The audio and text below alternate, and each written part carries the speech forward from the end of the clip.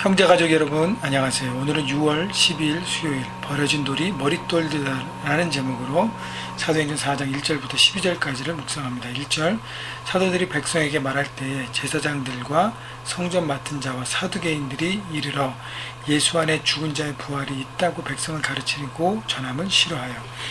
자, 어제 묵상을 보면 베드로가 성전 미문에 앉았던 안진뱅이가 고침을 받고 기뻐 뛰는 것을 보고 많은 사람이 이 모든 기적의 어떤 현상들을 궁금해할 때 베드로가 일어나서 복음을 전합니다. 유대인 너희들이 죽였던 예수 그리스도가 죽음에서 살아나서 부활했고 그 이름의 능력으로 이 안진뱅이가 고쳐졌다. 그러면서 복음을 선포하고 있습니다. 자, 그런데 복음에 대한 말씀에 대한 반응은 각기 다릅니다. 모든 사람이 복음을 듣고 깨닫고 돌아오고 회개하지 않습니다. 그리고 이제 회개를 선포했는데요. 1절에 보니까 제사장들과 성전 맡은 자와 사두개인들, 특히 사두개인들은 부활을 믿지 않잖아요. 자, 그래서 제사장들, 성전 관리하는 사람들, 사두개인들, 유대 지도자들이 예수님의 부활이 전달되고 소식이 나눠지는 것을 굉장히 꺼려합니다. 왜냐하면 예수님께서 기로 내모는 장본인들 바로 그들이잖아요. 그래서 불편한 것이죠. 자, 그래서 그들은 큰 자신들의 무력으로 사도들 베드로와 요한을 가둡니다. 3절 보면 그들을 잡음에 날이 이미 저물었으므로 이튿날까지 가두었으나 자신들의 큰 잘못들이 드러나는 것을 원치 않았기 때문에 무력으로 그것을 잠재우려고 합니다. 4절 말씀을 듣는 사람 중에 믿는 자가 많으니 남자의 수가 약 5천이나 되었더라. 자, 그런데 다른 많은 사람들은 말씀을 듣고 그 베드로의 그 회개 메시지를 듣고 마음에 찔렸다는 것이죠. 그래서 돌아와서 하나님 앞에 돌아오고 주님 앞에 돌아오고 주님 앞에 나왔습니다. 그래서 믿는 자가 많이 나왔는데 남자의 수만 5천이 됐다는 거예요. 한 메시지를 듣고 남자만 5천 명이 돌아왔습니다. 여인들, 아이들까지 하면 만 명이 넘을 것 같아요. 수많은 사람들이 그 주님의 죽음에 대한 어떤 죄책감, 그러나 그 주님의 죽으심을 통해서 부활하시고 그것이 능력이 되어 나타나셔서 그래서 그들이 믿고 나왔다는 것이죠. 자, 그래서 말씀의 능력이 있습니다. 복음의 능력이 있어요. 사람의 힘으로 막을 수 없는 능력이 있다는 것이죠. 우리가 잃어버린 영혼들에게 초청하고 전도할 때 그 몇 마디 말씀으로 뭐가 되겠는가라고 여러분 제한하지 마십시오. 말씀이 선포될 때 놀란 능력이 나타나고 말씀을 들을 때 그들의 마음이 움직이고 변화되는 것입니다. 5절 이튿날 관리들과 장로들과 서기관들이 예루살렘에 모였는데 6절 대제사장 안나스와 가야바와 요한과 알렉산더와 및 대제사장의 문중이 다 참여하여. 자, 이 문중이라는 것은 대제사장의 그 가족들, 모든 패밀리들이, 그러니까 유대인들의 종교적인 지도자들의 핵심 멤버들이 다 모였다는 것이죠. 7절 사도들 가운데에 세우고 묻되 너희가 무슨 권세와 누구의 이름으로 이 일을 행하였느냐.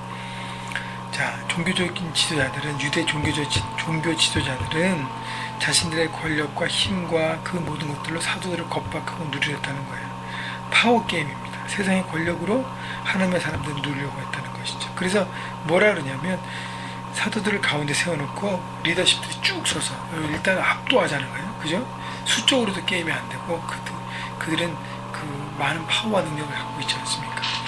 그러면서 얘기하는 것이 너희가 무슨 권세와 누구의 이름으로 일을 행하였느냐. 다시 말하면 나는 이런 권세와 능력은 너희에게 준 적이 없는데 너희가 어떻게 일을 하고 있느냐라고 얘기하는 것입니다. 자, 그래서 그들은 예수님을 십자가에 몰고 그래서 자기들의 불편한 부분들을 해소하고 어떤 권력 게임에서 자기들이 뒤처지는 것 같았을 거예요. 그러나 예수님을 죽이시고 사라지신 다음에 많은 사람들이 떠나가고 자기들이 이겼다고 생각하는 것이죠. 그래서 세상의 권력들을 자기가 쥐고 있다고 생각해요. 그래서 더욱 파워와 권세들을 자기들이 주관하고 있다고 생각해서 이렇게 교만을 떨고 있는 것입니다. 8절 이에 베드로가 성령이 충만하여 이르되 백성의 관리들과 장로들아. 자, 베드로는 누구의 리더십을 받고 따라가고 있죠.